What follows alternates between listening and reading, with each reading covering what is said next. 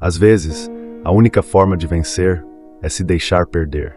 E quem entende isso controla quem nunca vai entender. Você já reparou como algumas pessoas relaxam quando acreditam que te derrubaram? É nesse exato instante, nesse suspiro de vitória, que elas entregam tudo: estratégia, intenção, fraqueza.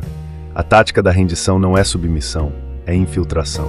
É o poder silencioso que transforma a aparente derrota no primeiro passo para dominar a mesa inteira. E se esse início já te fez enxergar algo em alguém, deixe um comentário dizendo apenas "eu vi".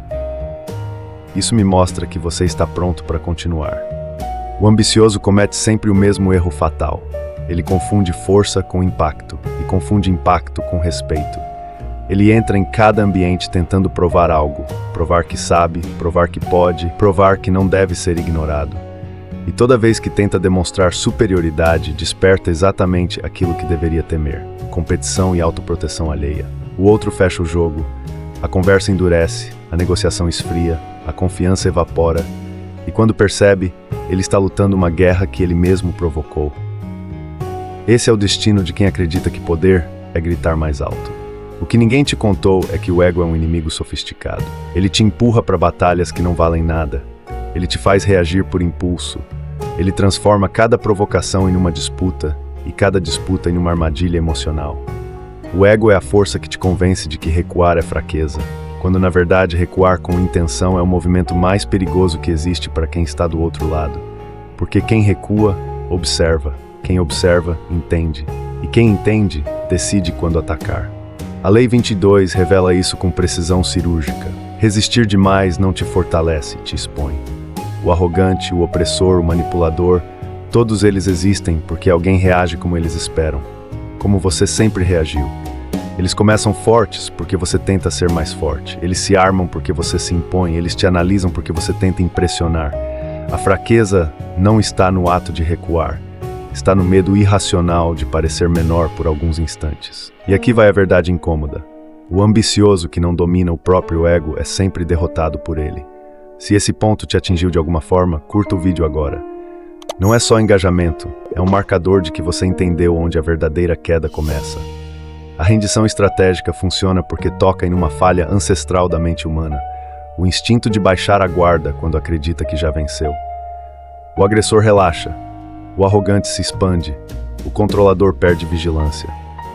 A pessoa que vence cedo demais sempre revela mais do que deveria, porque o cérebro associa vitória prematura com segurança absoluta. É aí que a Lei 22 mostra sua crueldade elegante. Ao ceder, você não perde terreno. Você retira o terreno emocional do inimigo. O ato de recuar cria uma ilusão irresistível na outra pessoa, a sensação de que ela tem domínio total sobre a situação. O opressor experimenta um alívio intoxicante. Ele pensa, agora sob meu controle. E é exatamente esse pensamento que o torna vulnerável. A renúncia calculada desarma porque tira a força da resistência, torna o outro confortável. E conforto em guerra psicológica é o mesmo que cegueira. O agressor deixa de te ver como ameaça, e quando ele para de te ver, ele para de se proteger. Existe também outro mecanismo oculto, mais sombrio ainda. Quando você cede, você abre espaço para que o ego do outro atue sem filtro. Ele fala demais, ele se exibe demais. Ele confessa pequenas inseguranças, revela estratégias, expõe intenções. Ele quer impressionar justamente porque não sente ameaça. A rendição desperta o vício mais perigoso do dominante, a necessidade de provar que realmente merece o trono que acredita ter tomado de você. E aqui está o detalhe que diferencia manipuladores amadores de estrategistas de elite. Ceder não é submissão, é engenharia emocional. Você não dá poder ao outro. Você cria uma versão ilusória desse poder dentro da cabeça dele. Uma versão tão confortável que ele passa a achar que não precisa mais se defender. E quando alguém para de se defender, você tem acesso a tudo. Se essa análise abriu algum ponto cego seu, compartilhe o vídeo com alguém que precisa ver isso.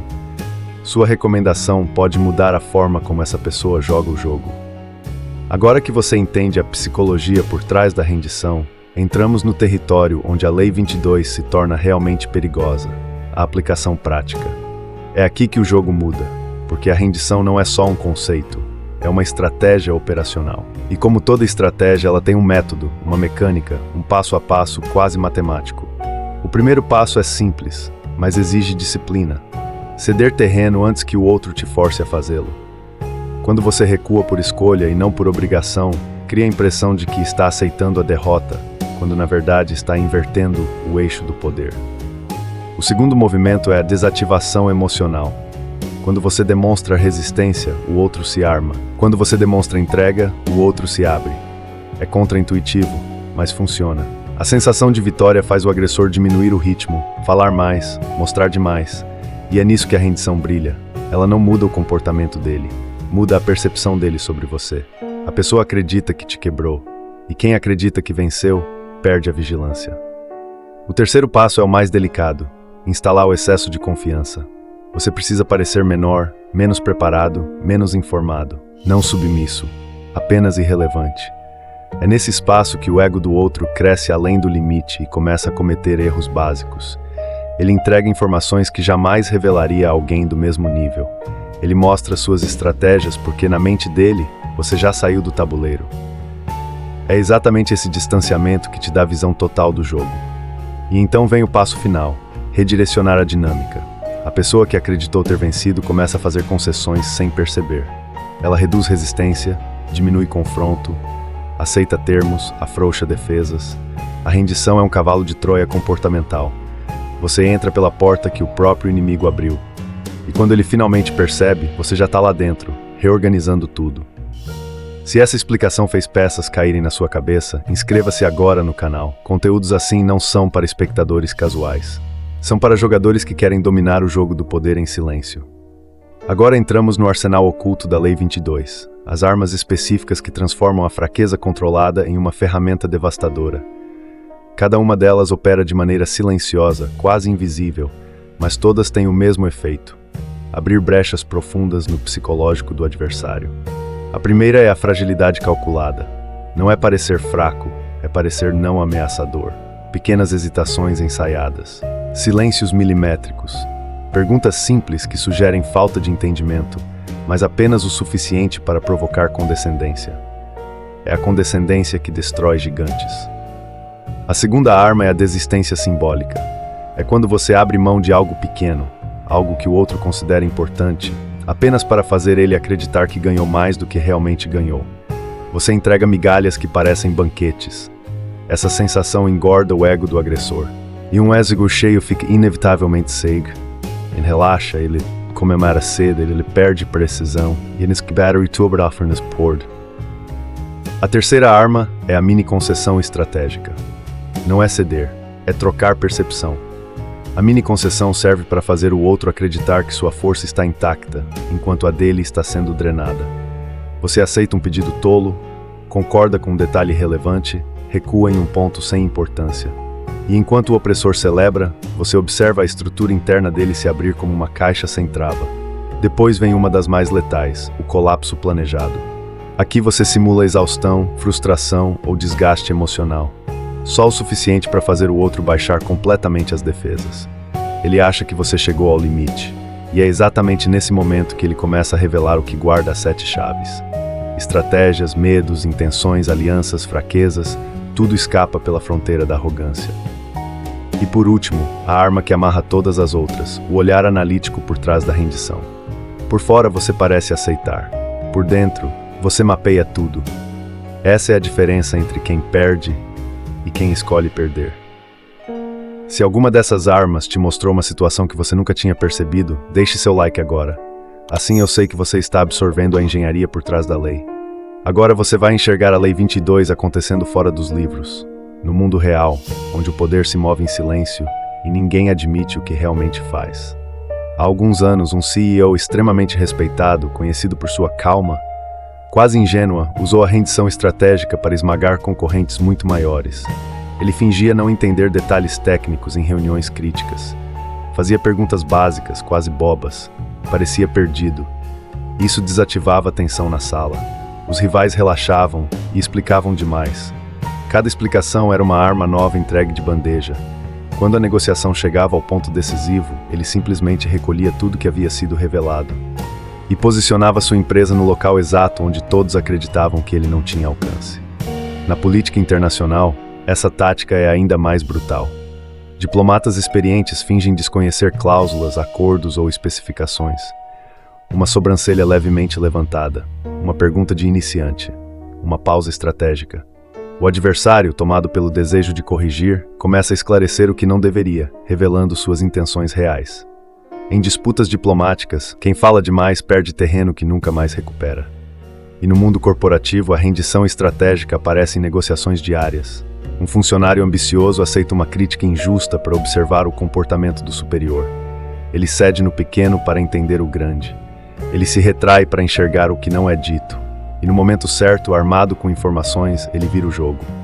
Não confrontando, mas ajustando, reposicionando, escolhendo o golpe invisível. Até no pôquer, onde todo gesto é guerra, a rendição é usada como isca mortal.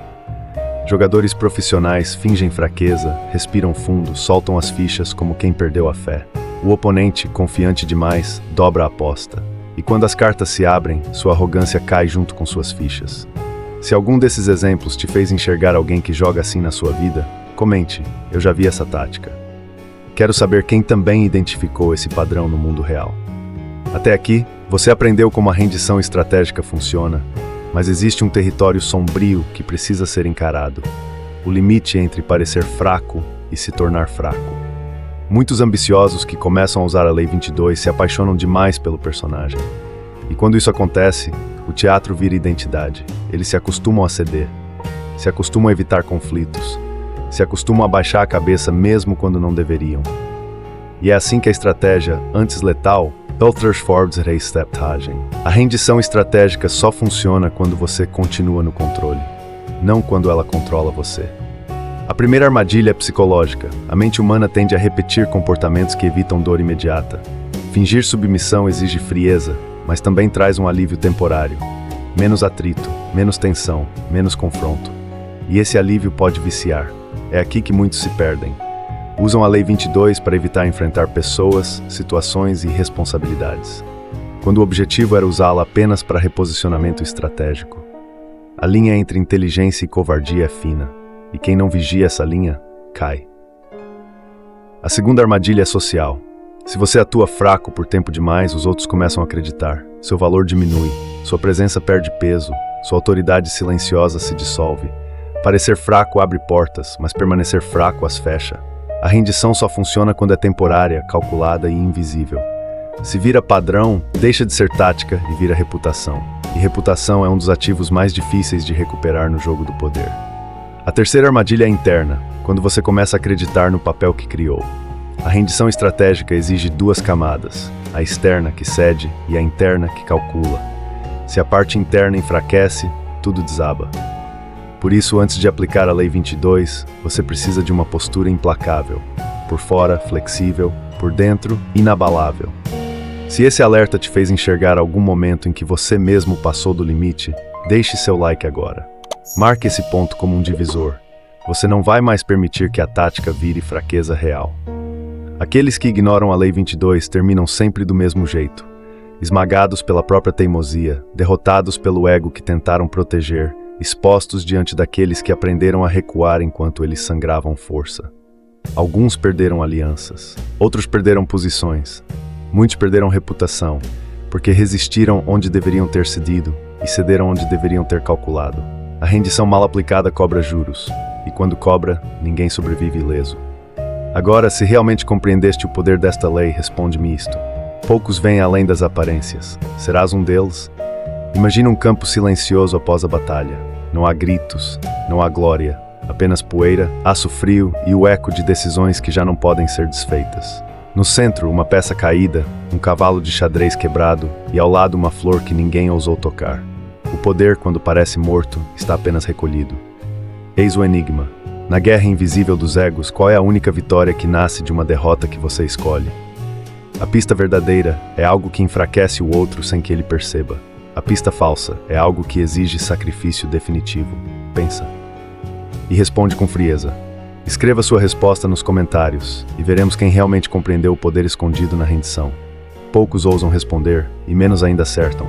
A resposta certa revela sabedoria, a errada, fraqueza. Qual escolherás?